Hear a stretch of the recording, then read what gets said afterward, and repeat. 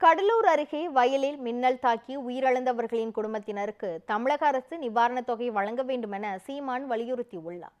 சென்னை விமான நிலையத்தில் பேட்டியளித்த அவர், கள்ள சாராயம் குடித்து உயிரிழந்தவர்கள் கூட்ட நெரிசலில் உயிரிழந்தவர்களுக்கு நிவாரணம் கொடுக்கும் போது இவர்களுக்கு வழங்க வேண்டும் என்றும் தெரிவித்தார்.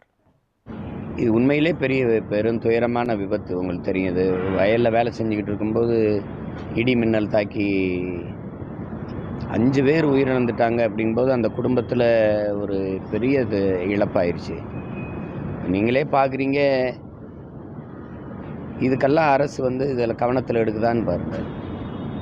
ஒரு உழைக்கும் மக்கள் அன்றாட உழைச்சாதான் வாழ முடியுங்கிற வறுமை நிலையில் இருக்கிற மக்கள், சிற்றூர்களில் வாழுகிற பொருளாதாரத்தில் மேம்படாத மக்கள், இப்படி ஒரு பேரிடர், அது ஒரு பேரிடர் தான். திடீர்னு எதிர்பாராத விபத்து, இடி தாக்கி இறந்து போகிறதுங்கிறது, சாராயம் குடிச்சு சாகிறதுங்கிறது, அதெல்லாம் திமிர்.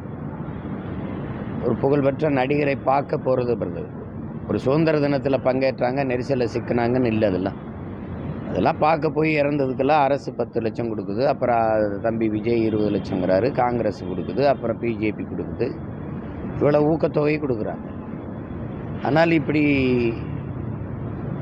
எதிர்பாராமல் இந்த இடி தாக்கி இறந்து போன அந்த குடும்பங்களுக்கு ஒரு இழப்பீட்டு தொகை கொடுத்து ஆறுதல் அளிக்க ஒருத்தரும் அரசுக்கு இதன் மூலமாக என்னென்னா, அதை கவனத்தில் எடுத்து பாதிக்கப்பட்ட அந்த குடும்பங்களுக்கு அதிலிருந்து மீண்டு வருவதற்கான அளவுக்கு ஒரு ஊக்கத்தொகையை கொடுத்து அவங்கள பாதுகாக்கணும்.